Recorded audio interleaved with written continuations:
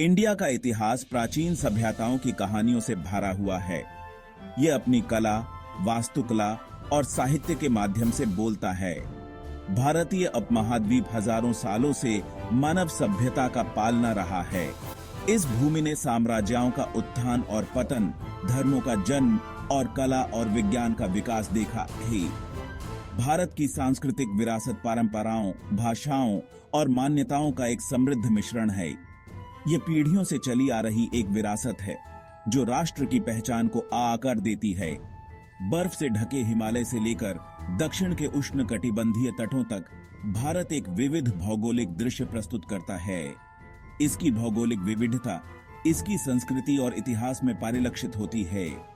प्रत्येक क्षेत्र अपनी अनूठी परंपराओं और कहानियों का दावा करता है।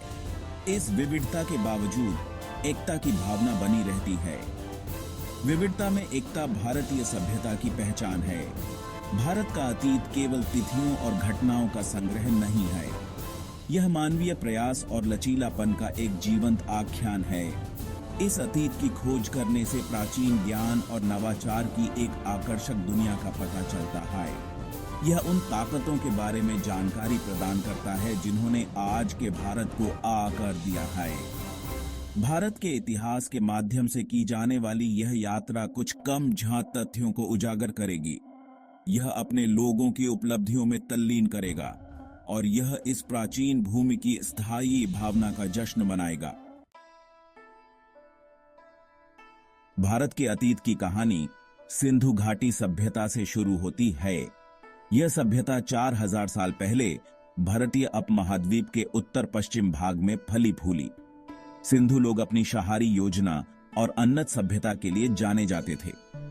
हड़प्पा और मोहनजोदारो जैसे शहर उनकी सरलता के प्रमाण हैं। इन शहरों में सुनियोजित सड़कें, जल निकासी प्रणाली और सार्वजनिक स्नानागार थे। शिलालेखों वाली मोहरों की खोज से एक लिखित भाषा का पता चलता है। हालांकि अनडिसाइफर्ड ये मोहरें एक जटिल समाज की ओर इशारा करती हैं। सिंधु लोग मेसोपोटामिया और अन्य प्राचीन सभ्यताओं के साथ व्यापार करते थे। सिंधु घाटी सभ्यता के पतन के कारण एक रहस्य बने हुए हैं। हालांकि उनकी विरासत भारत के सांस्कृतिक ताने बाने में जीवित है। सिंधु घाटी सभ्यता भारत की प्राचीन जड़ों की याद दिलाती है। ये उस समय की बात करता है जब यह भूमि दुनिया की सबसे उन्नत सभ्यताओं में से एक थी। भारत में शिक्षा की एक लंबी और समृद्ध परंपरा रही है। प्राचीन भारत प्रसिद्ध विश्वविद्यालयों का घर था जो दुनिया भर के विद्वानों को आकर्षित करते थे। ये संस्थान ज्ञान और विद्वता के केंद्र थे। उन्होंने खगोल विज्ञान से लेकर चिकित्सा तक विभिन्न क्षेत्रों की उन्नति में महत्वपूर्ण भूमिका निभाई। 5वीं शताब्दी सी में स्थापित नालंदा विश्वविद्यालय ऐसा ही एक प्रसिद्ध संस्थान था। वर्तमान बिहार में स्थित नालंदा बौद्ध अध्ययन का एक समृद्ध केंद्र था।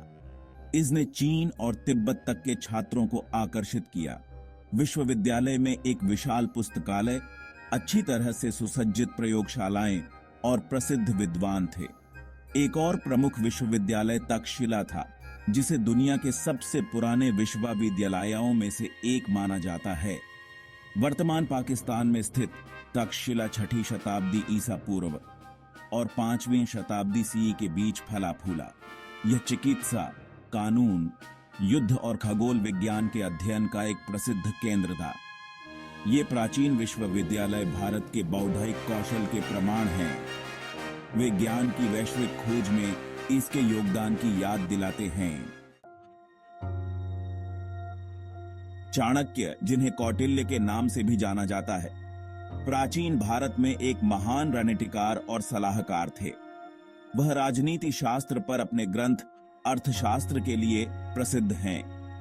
यह व्यापक काम शासन, कूटनीति, अर्थशास्त्र और युद्ध के विभिन्न पहलुओं को कवर करता है। 4ठी शताब्दी ईसा पूर्व में जन्मे चाणक्य ने मौर्य साम्राज्य की स्थापना में महत्वपूर्ण भूमिका निभाई। उनकी शिक्षाओं ने एक मजबूत और कुशल प्रशासन के महत्व पर जोर दिया। उनका मानना था कि शासक का कर्तव्य है कि वह अपने लोगों के कल्याण को सुनिश्चित करे। अर्थशास्त्र आज भी एक प्रासंगिक ग्रंथ है। यह राजनीतिक रणनीति और शासन की कला में अंतर्दृष्टि प्रदान करता है। चाणक्य की शिक्षाएं आज भी दुनिया भर के नेताओं और विद्वानों को प्रेरित करती हैं। उनका काम प्राचीन भारतीय विचार की बौद्धिक गहराई और परिष्कार को दर्शाता है।